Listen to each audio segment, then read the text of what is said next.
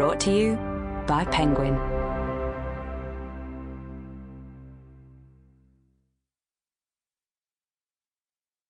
The Garden of Forgotten Wishes by Trisha Ashley.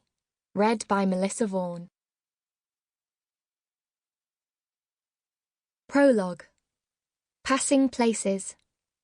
1993. "Tell me about when you were a little girl at Jericho's End," I said. It wasn't that I needed to hear her stories again, for they were engraved on my memory forever. It was just that her thin, silvery thread of a voice was all that seemed to keep her connected to life. And to me. After the last round of chemotherapy, her curling, red-gold hair had returned in the form of an ashy down, and her hand in mine, once so strong and capable, seemed to have turned into a bird's claw, dry as a bundle of fine twigs and cool to the touch. Painkillers had smoothed out the lines in her hollowed face and clouded her blue-grey eyes with vagueness. "It's me, Marnie. Can you hear me, Mum? Auntie Em's dropped me off after school, but she's going to come in and see you later when she picks me up." "Marianne, not Marnie," Mum corrected, with an echo of the old touch of reproof.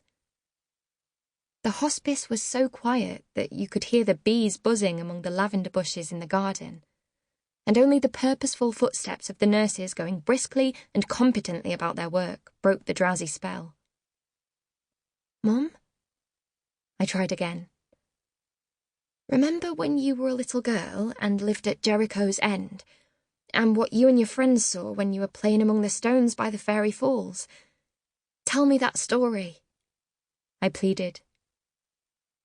Jericho's End. A light seemed to glimmer in her eyes for a moment, and the fleeting ghost of a smile touched her lips. "Ice cream. And angels." She sighed ecstatically on an exhaled breath, as if she'd had a glimpse through the doors of heaven and spotted the angel Gabriel driving the celestial version of a Mr. Whippy van.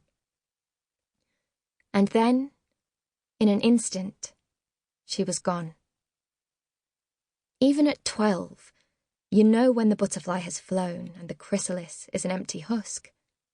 But I sat there, holding her hand and wondering if the journey from birth to death wasn't a straight line at all, but a circle, until Aunt Em came to fetch me. Chapter 1. French Leave. Early 2017. When my mobile rang, I was digging up early potatoes in the walled garden of a vast and castellated French chateau, though not the one belonging to my adoptive family, the Elwoods, which was an altogether more modest affair about 40 miles away, in the Dordogne. I fished the phone out of my pocket with an earthy hand. "Marnie, good news," announced Trina Elwood, who filled the dual role of my almost twin sister and best friend, sounding as if she was standing next to me, rather than back in the UK. "I just heard on the grapevine that Mike got married again early last year. I thought there must have been a good reason why he suddenly agreed to the divorce." "He's remarried?" I repeated, slowly. I spared a fleeting thought for his newest victim, but my overwhelming feeling was that one final shackle holding me to the past had finally fallen away. I found I was staring at the ice-blue sky, wondering if I still remembered how to fly. And as I stood there, phone in hand, the memory of my brief marriage escaped the dark corner of my mind in which I'd hidden it and slithered out to taunt me for the reckless, loving fool I'd been. It had been a whirlwind romance, and I'd blithely followed a trail of rosy delusions right up to the altar within 2 months of meeting Mike Draycott. I'd assured everyone that despite the short time we'd known each other and the age difference, he was 10 years older, we were true soulmates. Though later, I found it hard to think of anything we shared. But then, I wasn't the malleable, emotionally damaged person.